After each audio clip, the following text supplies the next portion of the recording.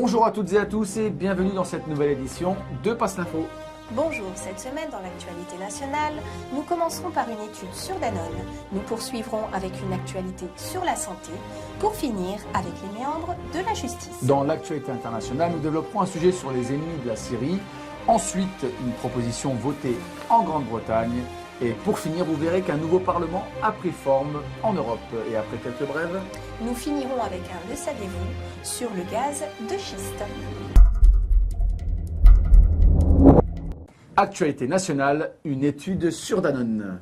Tout à fait. Didier Raoult, professeur de microbiologie et spécialiste des maladies infectieuses, a réclamé des études pour connaître le rôle précis de tous les produits lactés dans l'épidémie d'obésité infantile. Cette étude démontre que les yaourts et autres boissons lactées aux probiotiques de Danone auraient une grosse part de responsabilité dans l'épidémie d'obésité qui frappe les enfants. Les probiotiques que Danone ajoute dans divers yaourts sont censés booster les défenses immunitaires. La question du rôle de ces bactéries dans l'obésité doit absolument être explorée parce que c'est une possibilité compte tenu de l'énorme épidémie d'obésité que le monde voit actuellement.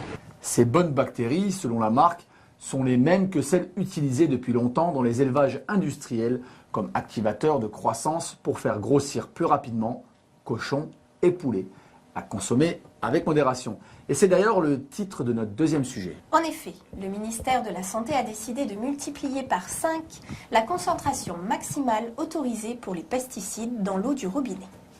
C'est l'association Génération Future, ONG spécialisée dans la question des pesticides, qui a levé le lièvre le 7 février 2012 dans une indifférence médiatique totale. On ne peut pas décemment continuer à ouvrir le robinet et avoir la pourriture qui nous sort du robinet.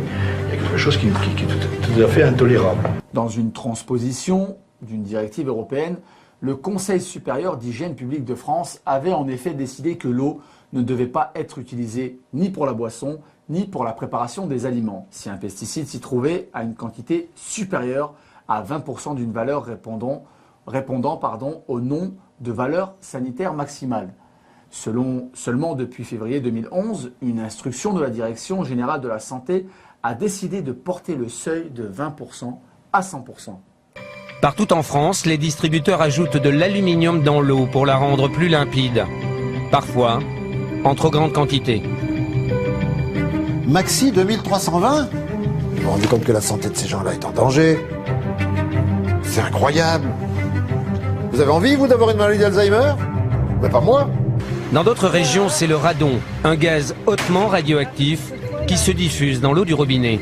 Il y a 255 000 becquerels par mètre cube. 255 000 becquerels par mètre cube, j'ai jamais vu ça nulle part. Justice à présent. Selon le communiqué de presse du collectif des parties civiles pour le Rwanda, lors de l'audience du 11 janvier 2012 de la Chambre de la Cour d'appel de Paris, on apprenait que le dossier d'extradition concernant M. Hyacinthe Rafiki, ancien ministre des Transports, avait disparu.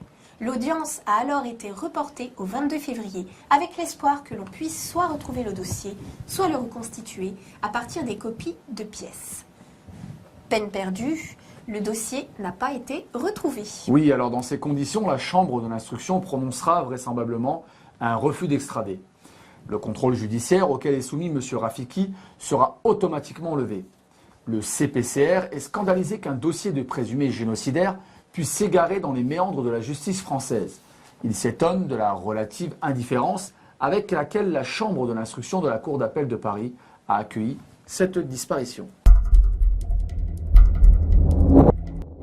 Actualité internationale, les ennemis de la Syrie. Vendredi 24 février 2012 s'est tenue à Tunis la conférence des Amis du peuple syrien destinée à accentuer la pression sur la Syrie. Qualifiée par Damas d'ennemi de la Syrie et d'amis des États-Unis et d'Israël, la conférence réunissait une soixantaine de pays arabes et occidentaux, mais a été boycottée par la Russie et la Chine. Les participants ont tout de même rejeté une intervention étrangère en Syrie, se félicite l'agence de presse Xi'an, qui ajoute que la majorité des pays arabes commencent à comprendre que les États-Unis et l'Europe dissimulent un poignard derrière leur sourire.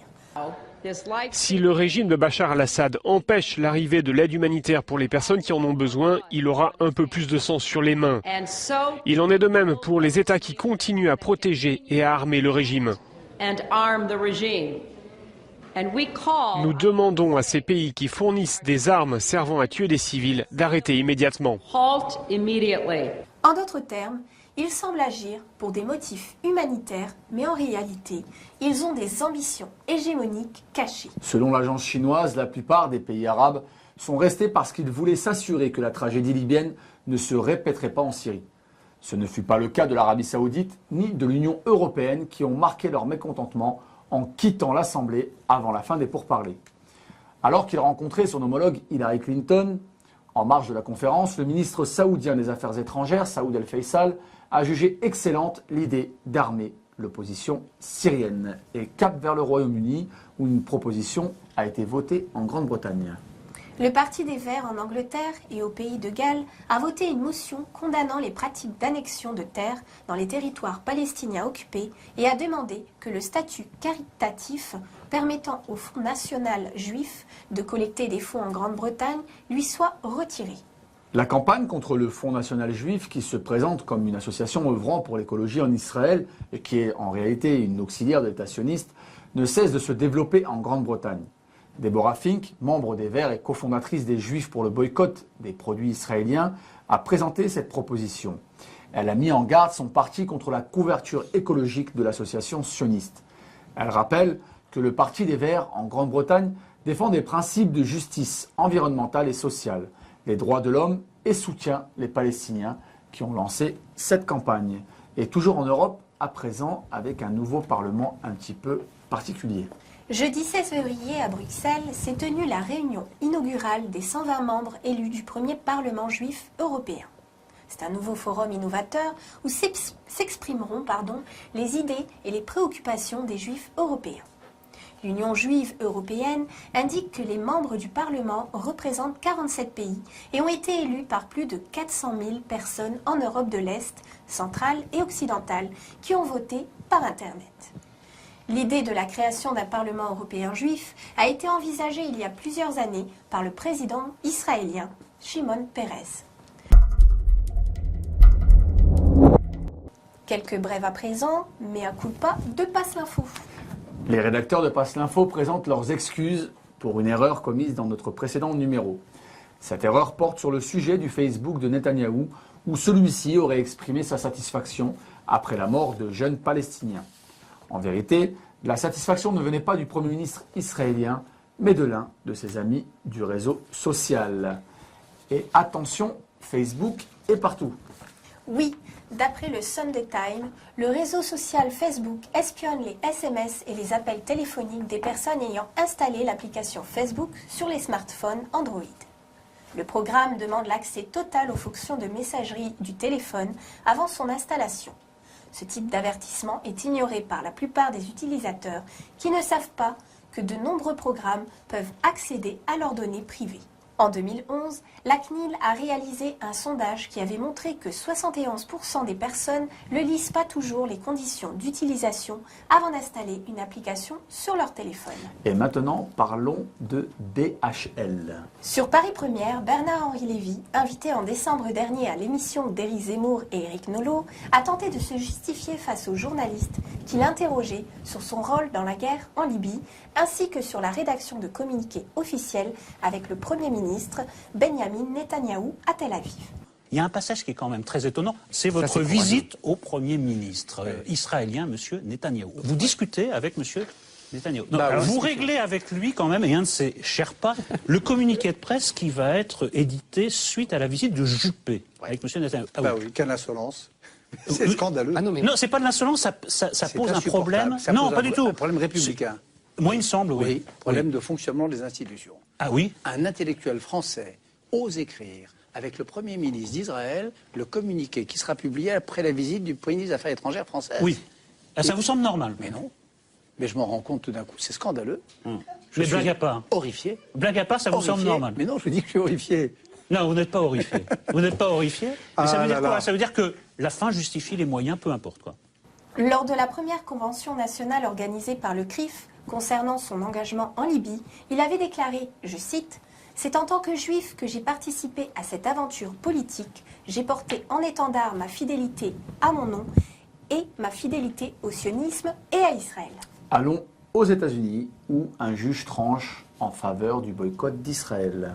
Dans l'État de Washington, le conseil d'administration de la chaîne Coop avait voté le boycott des produits israéliens qu'il ne vendait plus depuis 2010. Le conseil a été harcelé par un groupe de pression qui a finalement décidé de les attaquer en justice. Le juge les a non seulement déboutés, mais les plaignants sont menacés de devoir payer de fortes amendes, environ 10 000 $, à chaque personne poursuivie.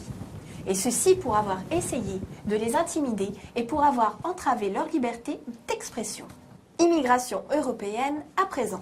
Selon un journal norvégien, les autorités d'Oslo craignent une hausse importante du nombre de réfugiés de la crise européenne. L'un des responsables de l'agence urbaine de la ville a déclaré, je cite, « À cause de la crise, nous nous attendons à une hausse importante du nombre de personnes fuyant vers le nord pour chercher une vie meilleure. » Un plan impliquant les associations, la police et les autorités municipales devrait être en place pour gérer cette situation. Notre brève insolite ? Oui, l'herbe sous le pied espagnol. En Espagne, un petit village a loué ses terres pour la culture de cannabis afin de renflouer les caisses de la localité mises à mal par la crise. Josep Maria Insosti, conseiller municipal chargé des affaires économiques de la commune, gouvernée par les indépendantistes, a expliqué, je cite, « Le plan d'action municipal anticrise 2012 de Rasquena, dans le nord-est du pays, prévoit de créer une entreprise publique pour aider les propriétaires de terres agricoles à les louer à une association légale de consommateurs de cannabis. La consommation privée de drogue n'est pas un délit en Espagne, contrairement à sa commercialisation. » Et maintenant, nous vous laissons avec votre rubrique « Le saviez-vous » ? Bonjour à tous. Dans notre Le saviez-vous de cette semaine, nous allons parler d'écologie, plus particulièrement d'un dossier qui fait scandale dans le monde des vrais défenseurs de la nature, celui de l'exploitation du sous-sol français à l'aide du gaz de schiste. Un gaz non conventionnel et dont l'exploitation entraîne de nombreux risques pour l'environnement. Voilà la description faite par des associations comme les Amis de la Terre ou encore Attaque.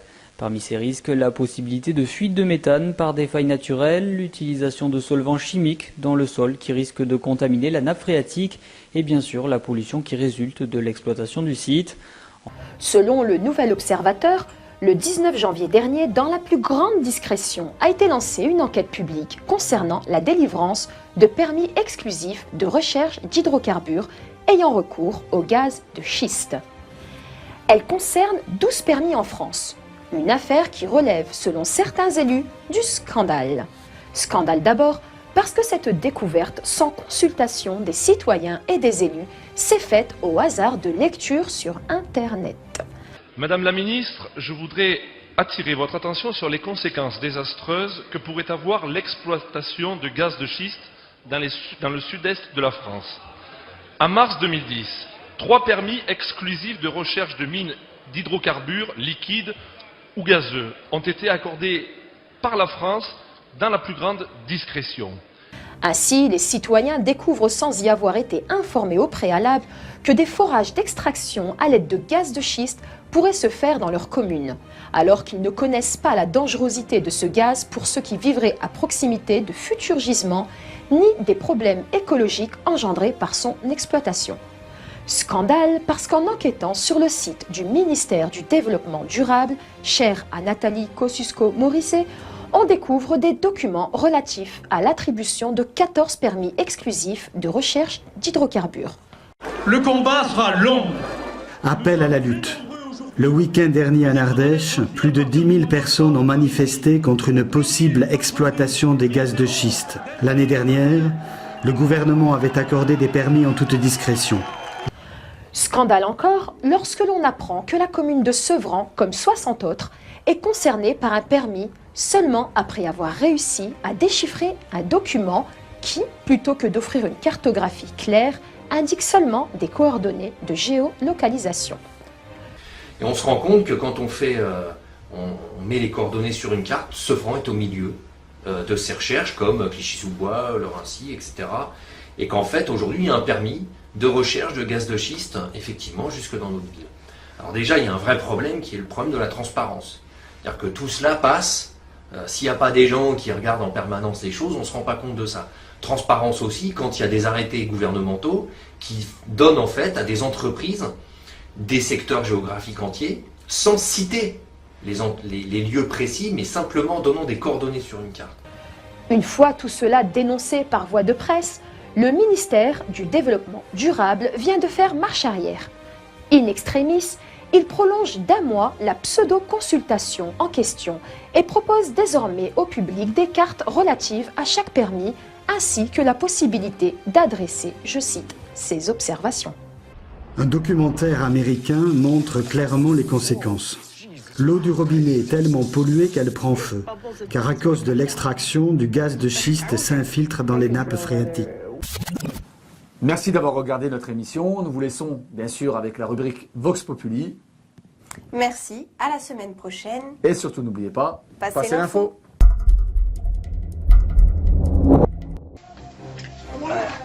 Monsieur le Président de la République, Nicolas Sarkozy. Nous nous étonnons que vous n'ayez pas cru bon de vous déplacer sur les plateaux télé, comme vous en êtes coutumier, ni de nous informer de votre décision d'autoriser la prospection ainsi que l'exploitation du gaz de schiste.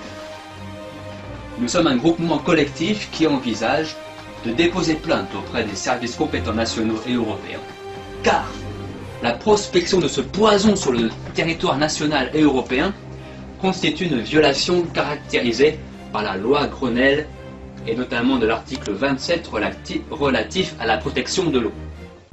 Pays de France, lève-toi, pays de France et de bon sens, chante avec moi.